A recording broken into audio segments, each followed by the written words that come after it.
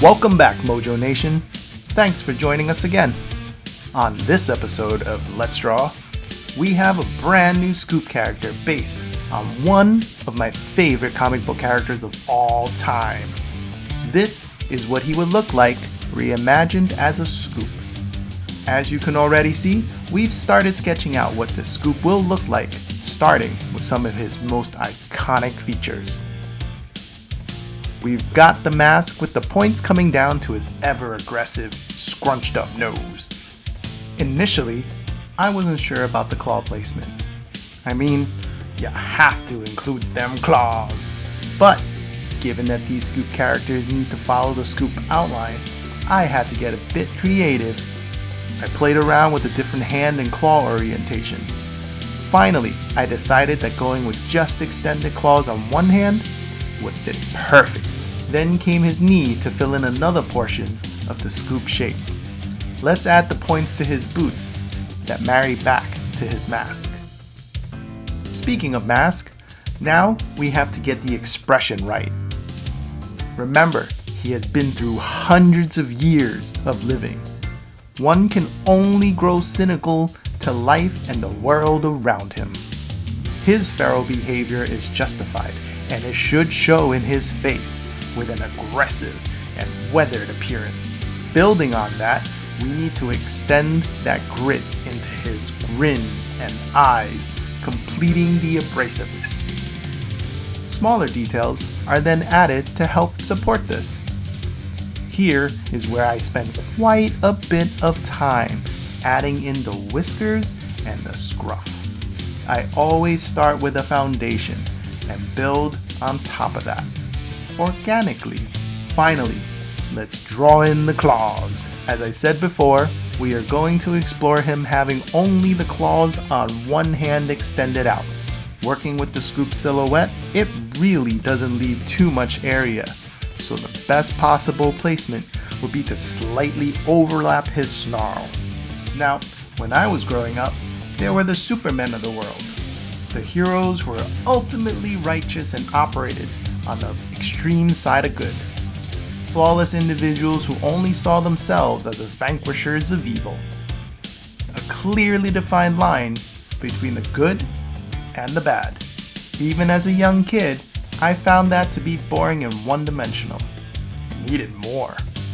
And I guess when I discovered this character with his exaggerated mask and his feral attitude, I gravitated towards him right away.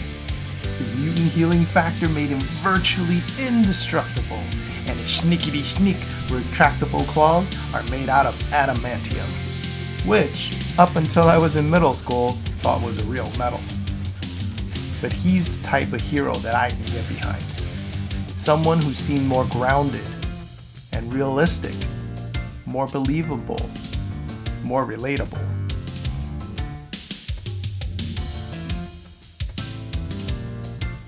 Early renditions of him from various artists are both elegant and exaggerated, but they all captured the energy of his character and his personality.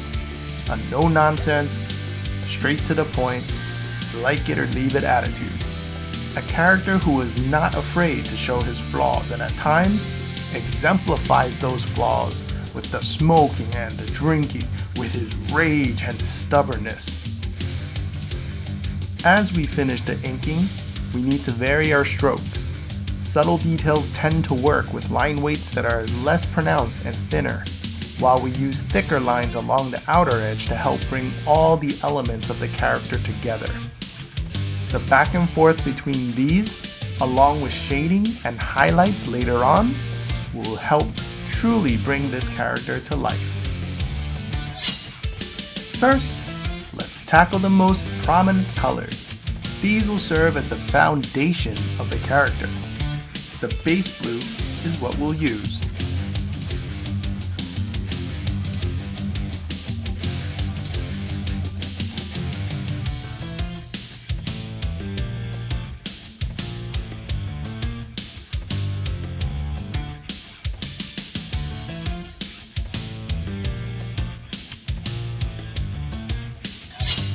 Then, we'll go ahead and fill in the other prominent base color in his costume, the yellow.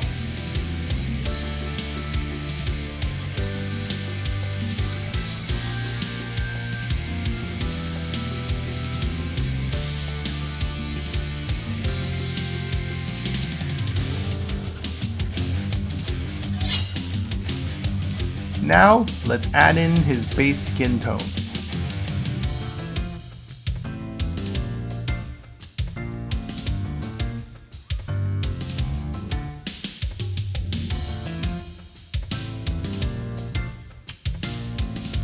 Make sure to get all the small areas in his face and both his arms.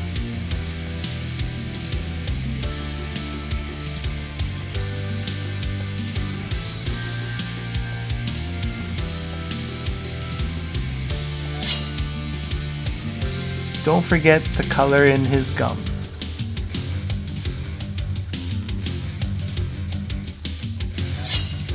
Here, as we start the shading, we'll use a darker blue, but keep it in the same family as the base blue. Because I want his mask to be more brooding, I've gone ahead and filled in most of his mask with the darker tone. But I am going back and leaving a few slivers of the base blue to help define his face rather than having it be all flat across.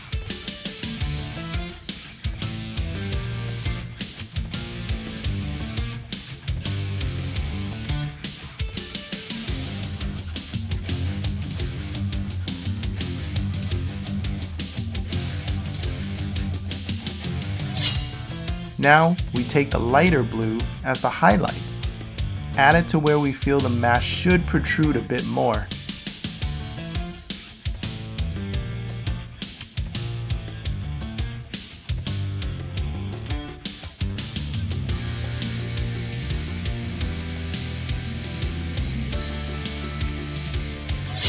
Heading back to the other color of his mask, the yellow, we will use a darker yellow to draw out the areas where the mask would be blocked and cause a shadow to appear.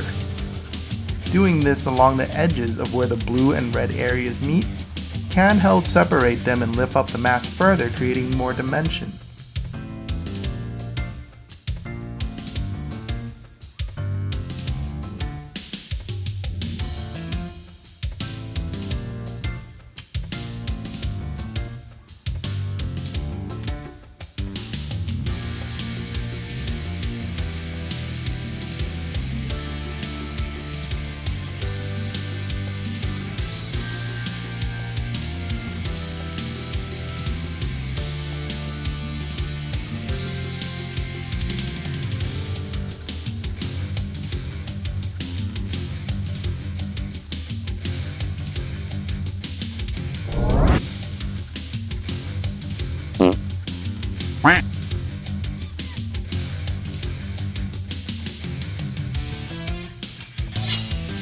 Now we tap into the light yellow and do the same as the highlights in the blue areas.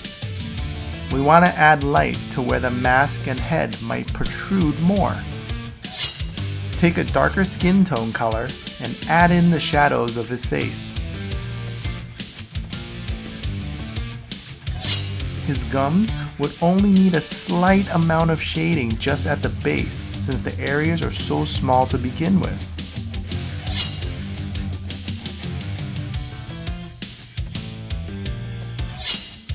Continue to shade and highlight the rest of his body, his gloves, arms, and knee.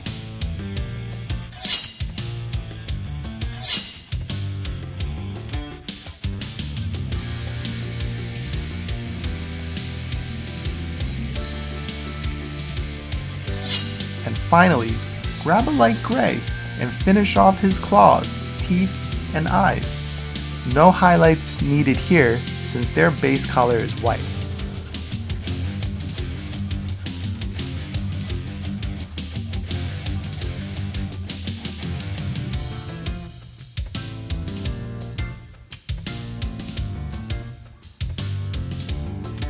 And there you have it, friends. Another flavor of Scoop to add to our collection. Come back next time for another tasty treat as we bring you a brand new flavor to sketch. And if you haven't yet, like this video, click or tap that button to subscribe, ring the bell, and type the word Logan in the comments below so that I know you're a real one out there. Thanks for watching. Scoop you later.